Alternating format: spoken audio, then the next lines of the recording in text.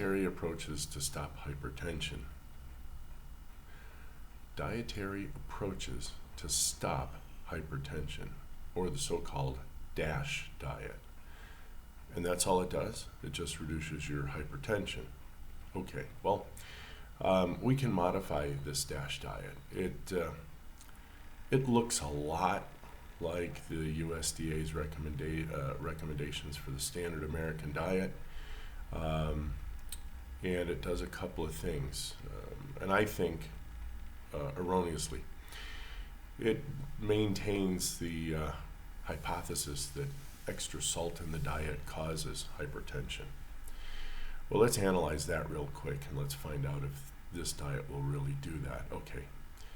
In my personal case, and the cases of many other people whom I have seen commentary on and different YouTube influencers and videos, what the goal is to reduce insulin, get that to a baseline, get that very low.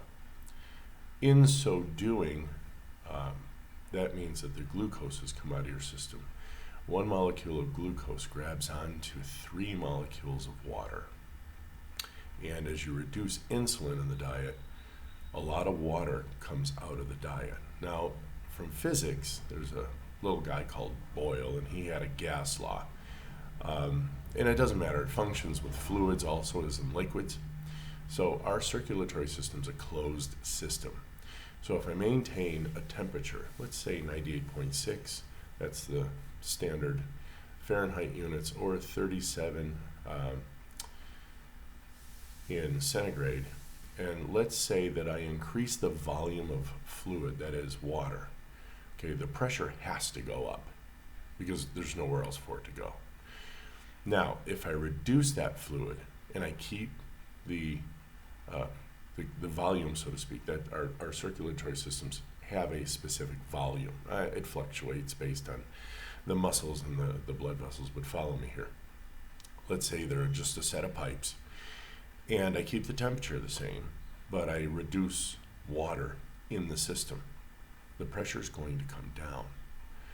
Will D.A.S.H do that? Well, D.A.S.H immediately recommends several problems. It recommends grains. Grains break down to sugar. Sugar requires insulin, keeps the sugar high. It says you should eat a lot of fruit.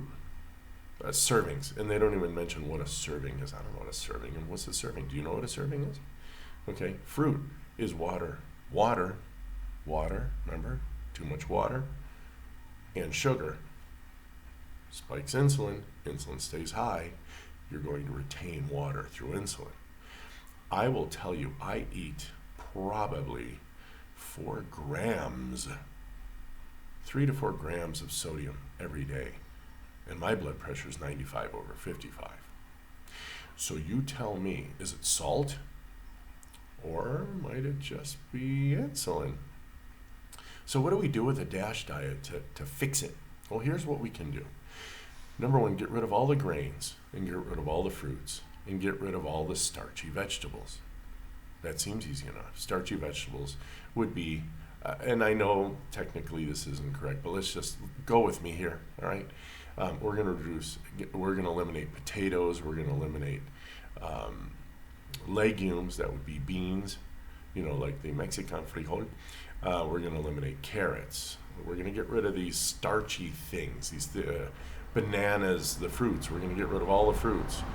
We're going to get rid of all sugar that's added in our diet. That would include anything in a box. So, number 1, if the D.A.S.H diet is anything, at least it looks to be a whole food diet. So at least 1 ingredient foods, 1 ingredient a tomato, 1 ingredient a piece of beef, all right? And unfortunately, they only recommend a few servings of meat. And then, of course, watch your salt, watch your salt, watch your salt. So why don't we do this? Let's get rid of the sugars. Let's get rid of the grains. Let's get rid of the boxes, the refined foods. Okay, start there. Now, increase your fatty meats and eggs to most of your diet. And if you want to include a little bit of veg, leafy greens, lettuce, if you like kale, if you can handle spinach, broccoli, cauliflower, those have pretty high oxalates, which have been known to lead to kidney stones. But if you don't have a sensitivity to that, or you don't have kidney stones in your family, that might be an option for you. And then you can go ahead and add tomatoes, onions, garlic, green beans. Okay, so you can have a quote unquote garden salad, obviously without the croutons, but add bacon. Okay, with your eggs and fatty meats, add some cheese if you can handle the dairy. I wouldn't drink milk; it's too sweet. Yeah, quite literally. Even even whole milk, it's 12 grams of carbohydrate or sugar. Let's just call it sugar. 12 grams of sugar per cup. That might be a little high. We're trying to drive insulin down, right? The only way to do that is to definitely eliminate as many carbohydrates out of our diet as we can. Now, instead of eating the several servings a day, I mean, they're talking about eat 8 servings of this and 5 servings of that. Like, you got to fit that into snacks and meals, so you're eating 5 times a day. Well, your insulin doesn't have a chance to fall until you finally fall asleep. And then what do? The minute you wake up, boom, you hit it with probably fruit, right? Because a lot of people, you have to have fruit for breakfast. Breakfast is the most important meal of the day. No, that's going to spike insulin, and then it's going to stay up there. And while insulin's high, a second thing won't happen. You can't get access to your fat stores, all right?